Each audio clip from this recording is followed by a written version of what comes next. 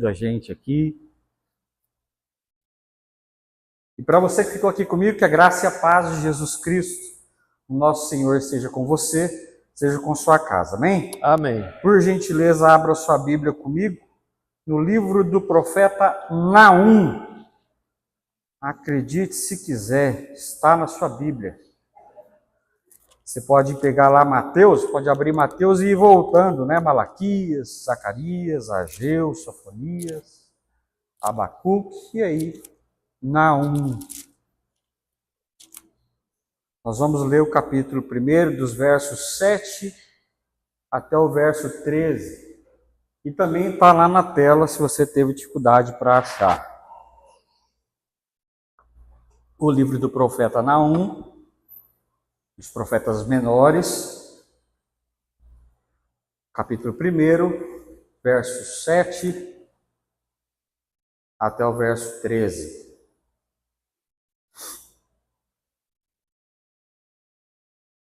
Hoje um pouco mais de tempo para vocês acharem, normal. Quem manda não ler a Bíblia?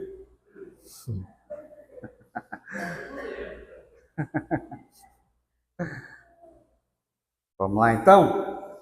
Naum, capítulo 1, de 7 a 13, diz o seguinte: O Senhor é bom, um refúgio em tempos de angústia. Ele protege os que nele confiam, mas com uma enchente devastadora dará fim a Nínive. Expulsará os seus inimigos para a escuridão.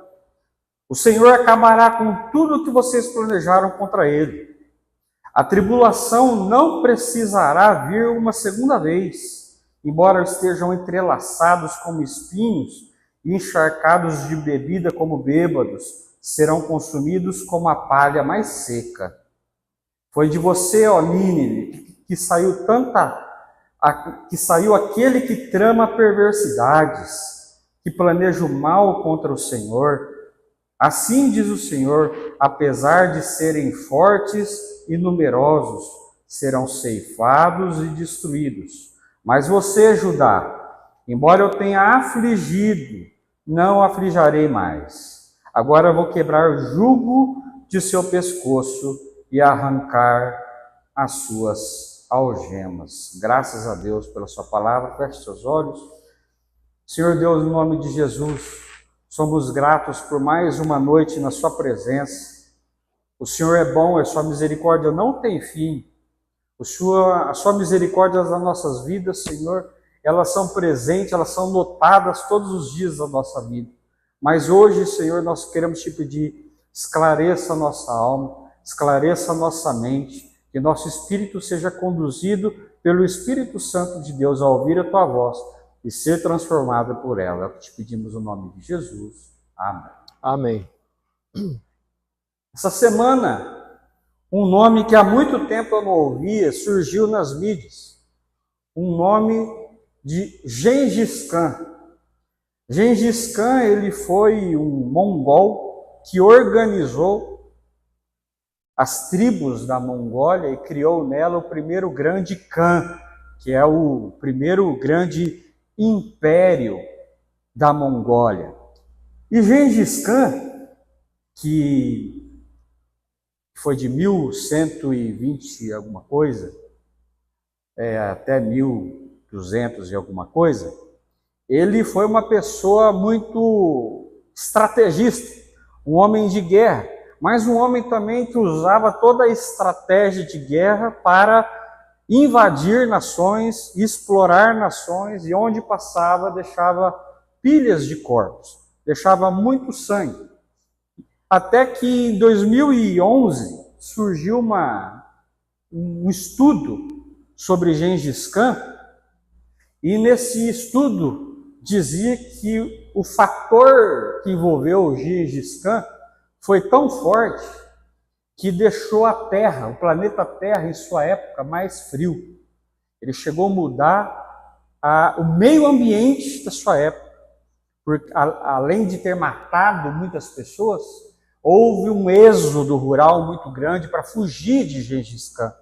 E aí, onde não havia floresta, passou a voltar a ter floresta. Isso chegou inclusive a mudar o clima de sua época. Tamanho foi o poderio do império de Gengis Khan na Mongólia, que começou na Mongólia e unificou suas tribos e devastou grande parte ali do mundo de sua época.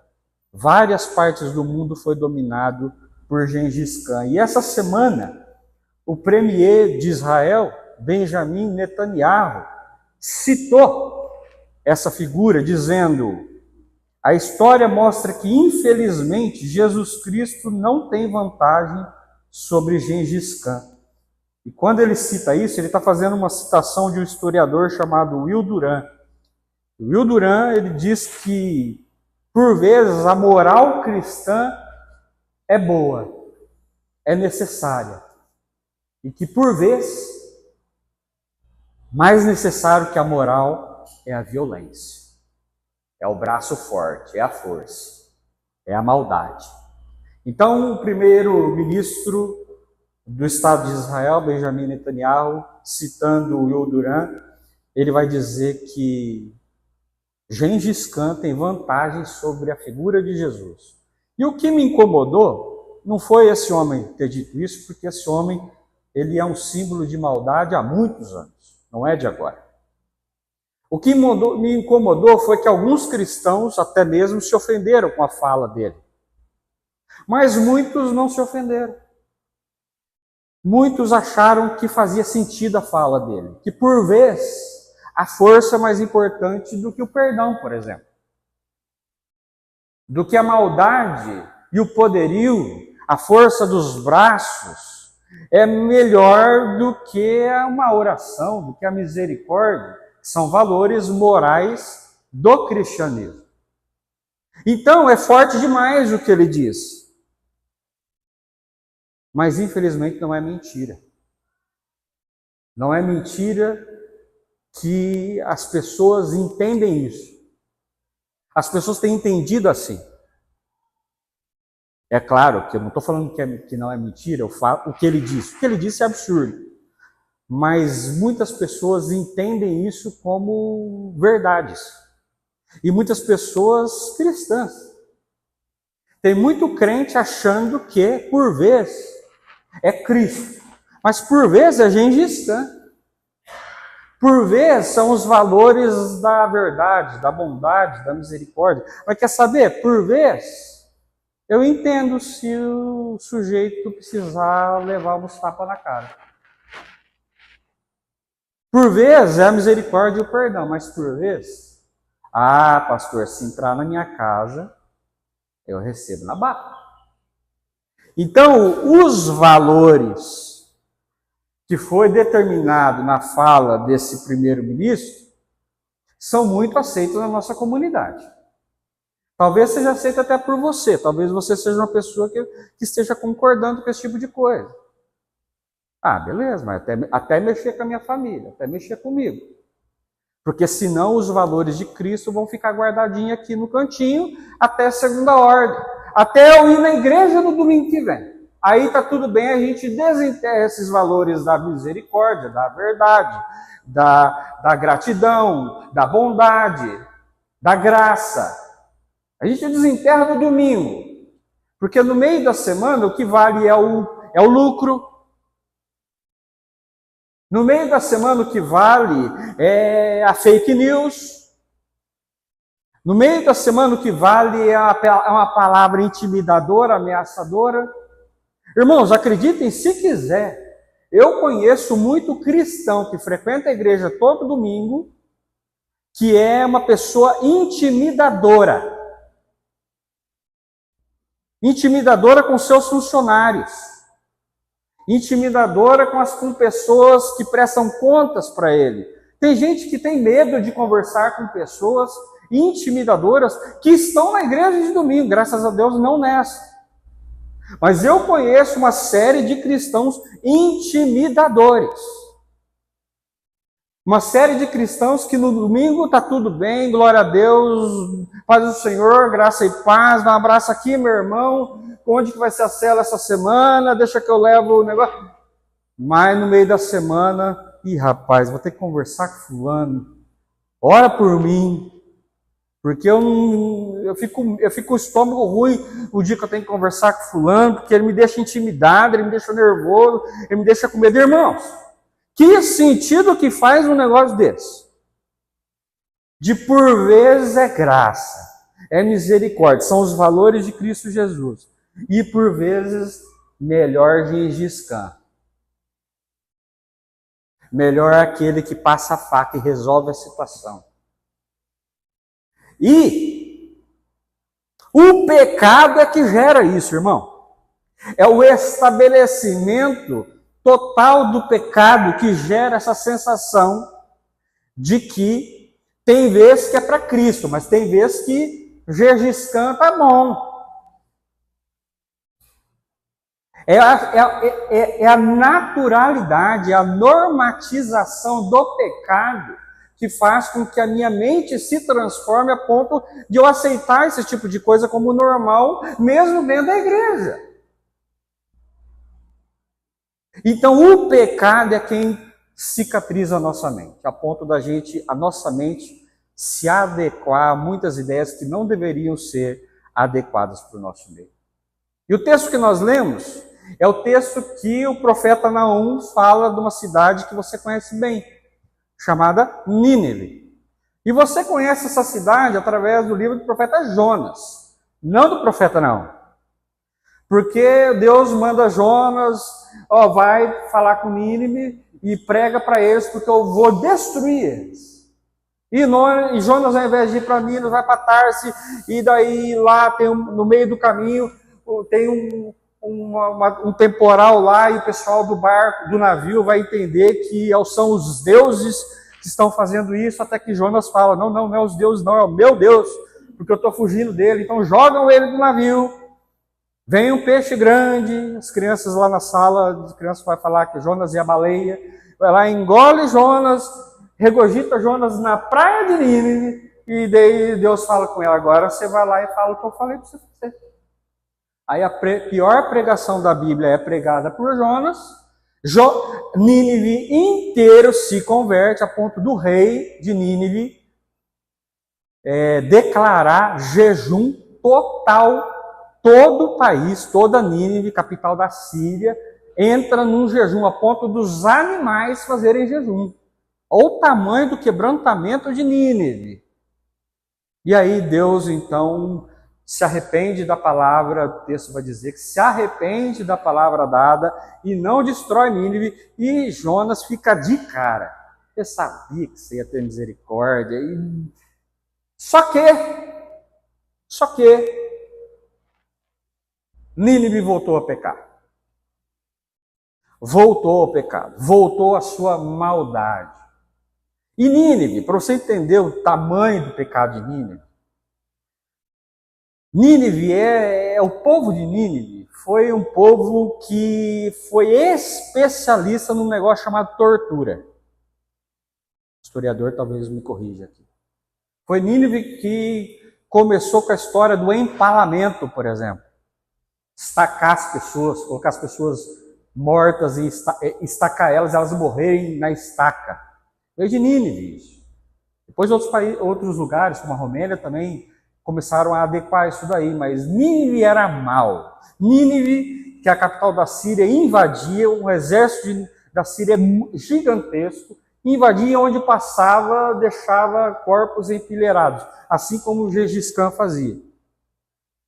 Nínive sequestrava. Nínive, a maldade de Nínive não era aleatória, era planejada. Havia uma organização no jeito de pensar a maldade em Nínive. Os reis de Nínive, os principais políticos de Nínive, eles eram tão maquiavélicos que fazia com que o povo ficasse do lado deles e achava que aquilo era normal. Então havia uma manipulação da massa através do rei, a ponto da população ficar a favor do rei. Então toda Nínive era adequada, era organizada do jeito de pensar a maldade e o pecado. Então havia muita colaboração do povo, a ponto do povo não distinguir mais o que era maldade e o que não era maldade. O jeito de pensar de Nínive, que para qualquer pessoa fora de Nínive era bárbaro, era absurdo, dentro de Nínive estava todo mundo confortável, a ponto de ter voltado a pecar os mesmos pecados. Só que agora Deus levanta o profeta Naum para ir lá e falar para eles: o Senhor vai destruir vocês e não vai sobrar nada. E de fato, agora sim Nínive foi totalmente destruída em 612 a.C. Então Nínive foi poupada com Jonas por causa do seu pecado, da sua maldade. Todo o povo se voltou a Deus, inclusive os animais entraram em jejum para perdão de pecado, e o Senhor teve misericórdia. E menos de 100 anos depois, o povo voltou a pecar, e os governantes voltaram a pecar, e a maldade fez parte de Nínive. Então o Senhor destrói Nínive de vez, através da invasão babilônica e dos medo-persas. Então, uma aliança entre a Babilônia e os medos acabou então com a cidade de Nínive, que até hoje existe as suas ruínas, né? Se você pesquisar, você vai encontrar as ruínas de Nínive. Então, o que a gente entende dessa estrutura bíblica a respeito da maldade? Isso que o profeta começa a dizer. O Senhor, Ele é bom. O Senhor, Ele é refúgio em tempo de angústia. Mas o Senhor, Ele não aceita a maldade continuada. Quando o assunto é maldade, quando o assunto é opressão, esse assunto é de Deus. Pode demorar, mas o Senhor não aceita a maldade continuada. Esse é um assunto que o Senhor é dele. É um assunto que é de Deus. Então, irmão, se você anda muito preocupado com a justiça, o justicismo, aquilo que vem de Deus, e está incomodado até certo ponto de ficar até doente, não se preocupe, irmão. Porque se tem um assunto que é de Deus, é a opressão. Porque o texto vai dizer que Deus estava pesando a mão sobre Judá. Deus pesava a mão sobre Judá. Só que teve um momento que Deus falou assim: Judá, agora eu vou parar de pesar a mão contra você, eu vou quebrar o teu jugo. Você agora vai viver, vai voltar a viver. E aqueles que te oprimem, que no caso era Nínive, essa eu vou extinguir. Nínive, que foi responsável pela destruição do reino do norte, reino de Israel, capital Samaria. Nínive foi responsável pela extinção do reino do norte. Depois que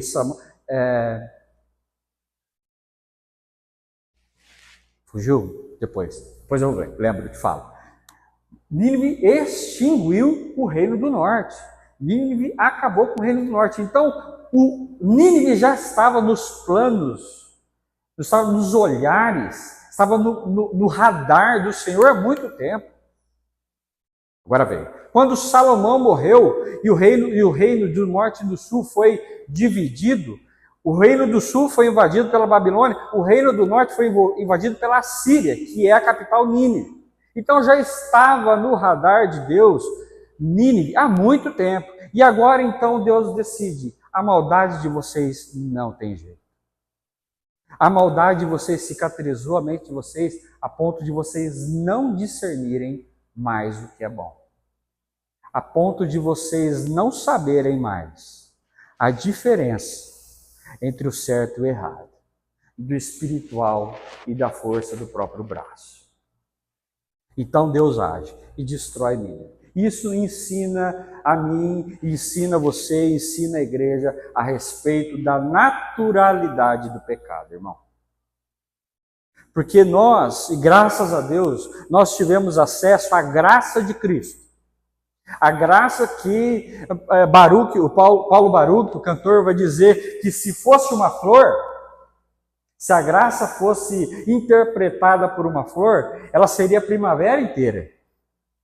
Se eu interpretasse a graça de Deus como uma gota de água, seria os oceanos todos. porque a gente não consegue imaginar o tamanho que é a graça de Cristo.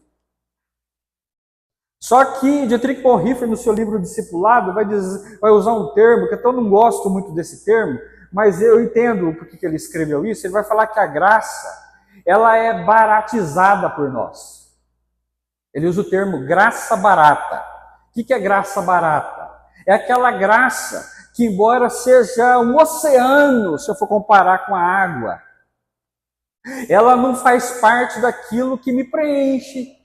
Eu não permito com que essa graça faça parte de mim e das minhas atitudes. Eu faço com que essa graça, que ela é abundante, ela tenha sentido para mim nos meus pecados. Ou seja, ela é boa para perdoar aquilo que eu sou. Mas ela não é boa para eu fazer com que ela perdoe os meus. Então eu barateio, eu faço com que essa graça que é gigantesca, que é infinita, ela vira um negocinho significante na minha vida. E por eu fazer isso com a graça de Cristo, eu não consigo abandonar o meu pecado. Então por que a maldade no Brasil e no mundo é normatizada? Porque o meu pecado faz com que eu me distancie do senso do que é verdade, do que é bom, do que é misericórdia, do que é graça. Então eu vivo a maldade sistematizada no meu coração. Se você não se incomoda com uma fala como esse senhor premier Benjamin Netanyahu, talvez o seu coração também esteja cicatrizado pelo pecado que você não consegue abandonar. E daí você fala assim, eu tô com a vida sexual tudo certo. Eu não traio meu marido, não traio minha esposa. Eu oro antes de dormir. E você acha que a sua vida está, então, tudo bem. Como se o pecado fosse a moralidade do primeiro nível, que é o que a gente chama de moralidade sexual. E o pecado, irmão, é muitas vezes o fato de eu aceitar a maldade do outro, sem doer pela maldade, sem se incomodar com ela, sem se incomodar com um míssil caindo numa escola infantil que matou 160 garotas. E falar, isso aí é o curso da guerra, errou nisso. E achar que está tudo bem e dormir bem com isso. O nosso coração está tão cristalizado com o nosso pecado de achar que a vida é boa e as coisas são assim mesmo, e vamos se adequar a isso aí mesmo, porque é assim que a nossa vida começa a ser normatizada nesse sentido. Irmãos, o assunto da maldade recorrente não é meu. Não é do Lula, não é do Bolsonaro. O assunto da maldade recorrente é de Deus, irmão. É Ele que um dia vai visitar a tua maldade, irmão. O Senhor Jesus vai dizer que nenhuma maldade deixará de ser julgada. Nenhuma. E nesse púlpito, tanto eu quanto o pastor Edson temos o privilégio de pregar a graça de Cristo, porque ela é real. Ela é eficaz, ela é verdadeira, ela muda o nosso coração, mas também muda aquilo que o nosso coração gera para fora. Mas eu quero que você saiba, irmão, que a maldade do nosso coração será julgada. Será julgada. Mais cedo ou mais tarde o Senhor vai julgar, vivos e mortos, vai dizer a palavra. E a nossa história será colocada diante da verdade, que é uma pessoa, a pessoa de Cristo, o justo juiz. Irmãos, e quando a gente aprende isso, a gente começa a ter a percepção a respeito do pecado segundo Cristo, mesmo lá em Naum, mesmo lá em Nínive, que a primeira percepção é a misericórdia de Deus não é a aprovação do pecado. O texto começa a dizer, Deus é misericordioso, mas Ele não aprova o que você faz. Deus é misericordioso e essa é a razão de você e eu estarmos aqui hoje. Mas Ele não aprova a sua maldade. Ele não aprova o seu jeito de pensar. E a palavra arrependimento chegou para nós aqui no Ocidente como arrependimento, né? Só que o arrependimento é uma palavra muito simples para a palavra grega que está escrito, que é mudança de jeito de pensar, mudança de hábito, mudança de estrutura, de cosmovisão. Arrependimento não é, nossa, eu me arrependi de ter dito aquilo. É isso também, óbvio. Mas arrependimento é uma mudança de estrutura, irmão. Sabe isso que está acontecendo no seu coração, que talvez esteja incomodado com o que eu estou falando? Porque eu toquei num nome muito sagrado para você, como por exemplo Benjamin Netanyahu. Sabe isso que você está sentindo? Isso precisa mudar. Isso precisa ser transformado. Porque se isso não for transformado, a maldade vira recorrente, irmão. Eu não posso aceitar qualquer tipo de guerra por qualquer razão. Isso precisa ser transformado. O jeito de você pensar nisso tem que mudar. E é isso que significa a palavra metanoia. Deus, Ele é misericordioso, mas Ele não aceita a sua falta de mudança. A sua vida precisa mudar. E a palavra de Deus em Cristo Jesus é a mudança que você precisa para dar esse passo. No nome de Jesus. Segundo, o pecado persistente endurece o coração. Quando eu não abandono o meu pecado, quando eu deixo o pecado continuar, quando o pecado ele vira um ciclo, e hoje eu consegui, amanhã eu não consigo mais. É claro, irmão, claro, se você está enfrentando um vício que está difícil, persista no seu vício. Persista na luta contra o seu vício, não persista no vício, em nome de Jesus. Persista na luta contra o seu vício. Tem coisa que vai demorar. Tem coisa que vai demorar, mas Deus vai tratar, Deus vai cuidar. Mas, irmão, tem pecado que a gente faz, não é por conta do vício. Não é porque eu já não consigo mais contra isso. Como, por exemplo, o tabagismo. Cara, eu não consigo, se eu ficar sem, eu passo mal. E não é disso que eu estou falando, irmão. Porque a gente tem esse costume também de falar que o pecado é o cigarro. Pecado a gente simplifica as coisas.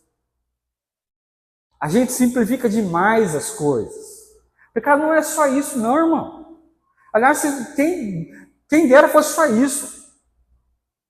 Agora, aquela decisão deliberada, consciente, de que eu sei que aquilo não faz parte dos valores da Escritura, porque está muito claro na Bíblia. Está muito claro nas palavras de Cristo Jesus. E eu, não. Mas o fulano disse que está bom e o fulano é a representação do bem e do evangelicalismo no lugar. Então não é pecado não, senão o fulano não fazia. Irmão, no nome de Jesus, chega uma hora que você já não consegue mais, porque você já não separa mais o que é bom e o que é mal. Você já não separa mais o que é bênção e maldição. Você vive nessa estrutura pecaminosa há tanto tempo que você acha que agora o assunto é ideologia. E não é, irmão. O assunto é Bíblia.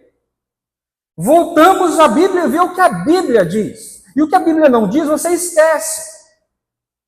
Mas o que a Bíblia diz, irmão, você não pode separar para o domingo o que a Bíblia diz e no meio de semana você ficar com Gengis Khan.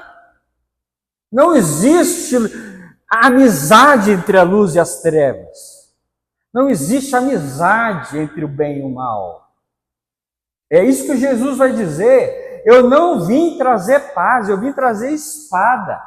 Porque muitas vezes o filho vai ficar contra o pai. Jesus não, você não entendeu o que Jesus está dizendo. Jesus não está dizendo que eu não vim trazer dias de paz. Eu vim trazer dias de guerra, por isso eu sou a espada. Não é isso. Jesus está dizendo, eu sou a espada que separa o bem do mal. Não existe paz com o mal. E é por isso que muitas vezes entre pai e filho há divisão. E o Senhor Jesus vai dizer, eu não vim trazer a amizade entre o bem e o mal, nem que estiver dentro da sua casa. É isso que o Senhor Jesus está dizendo. Não há amizade, não há negociação com o mal, irmão. Não há negociação com o mal em Cristo Jesus. Amém? Amém. E para finalizar, a graça em Cristo, ela exige transformação. Em Jesus Cristo encontramos salvação, e glória a Deus por isso. Mas também encontramos um chamado, um compromisso de confrontar o que é mal, confrontar o que é maldade, confrontar a mentira. Em Cristo a gente muda a nossa mente, em Cristo a gente transforma as nossas atitudes. Porque em Cristo a nossa vida encontra perdão. Irmão, há perdão para que você passe. Há perdão para o seu jeito de pensar, que está fora da Bíblia, fora da palavra do Senhor. Há perdão para isso. Nínive foi perdoado. Nínive se colocou a cara no chão, colocou saco na cara, entendendo o tamanho do pecado dela quando Jonas pregou. Mas Nínive voltou ao pecado. E você e eu não podemos voltar ao pecado. Não podemos fazer com que o pecado seja petrificado na nossa mente, irmão. Há perdão para as nossas vidas em Cristo Jesus. O texto começa, Deus é misericordioso. A sua misericórdia não tem fim, mas Deus também é justo. Eu não estou aqui dizendo aquele chavão, Deus é amor, mas também é justiça. Não é disso que eu estou falando. Porque Deus é amor e Ele é amor.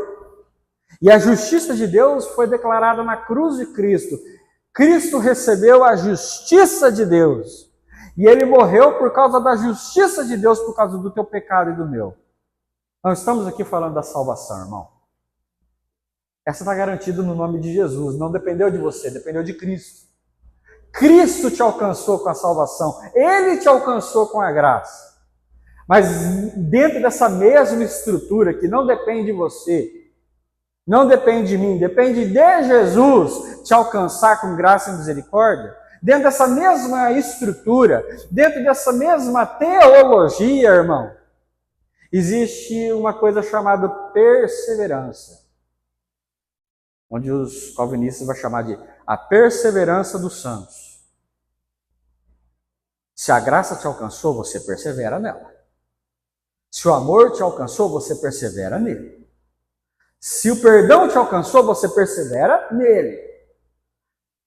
Por isso, irmão, se você se distanciou da graça de Jesus, se você recebeu a graça de Jesus, foi perdoado por ela, mas tem dificuldade de jogar ela para fora, se você tem dificuldade de perdoar o mundo, se você tem dificuldade de perdoar os seus pais, se você tem dificuldade de perdoar as suas mães, seus filhos, de perdoar qualquer pessoa por qualquer sinal de maldade que aconteceu com você, irmão, é você que precisa romper com isso. Esse rompimento do mal vem de você. É você que encerra esse ciclo de maldade na sua vida e na vida da tua família. É você. E Jesus, na sua graça, Ele vai ao teu encontro, Ele vai te ajudar a perdoar. Ele vai te ajudar a mudar a sua mente. Ele vai te ajudar a ser um ente de misericórdia onde você foi colocado, no nome de Jesus. Amém. E eu queria orar com você que tem dificuldade disso.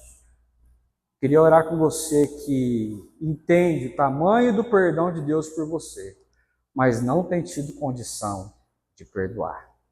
Eu quero orar com você que recebeu de Cristo o amor, recebeu de Cristo a paz, mas tem uma dificuldade de pensar no assunto da guerra, tem a dificuldade de pensar no assunto da morte. E muitas vezes você já não quer mais isso. Mas o Senhor Deus, o Senhor Jesus, Ele quer restaurar o seu coração hoje. Ele não quer deixar você continuar petrificado como você está, irmã e irmão. O Senhor Deus não quer. E eu vou pedir a todos para baixar sua cabeça, fechar os olhos. E se você quer ser lembrado nessa oração, só eu vou ver, você pode fazer um sinal com a sua mão. Você que quer restaurar a sua ideia de perdão, amém. Eu vi, já pode abaixar, amém. Amém, glória a Deus, amém. Amém, glória a Deus, glória a Deus.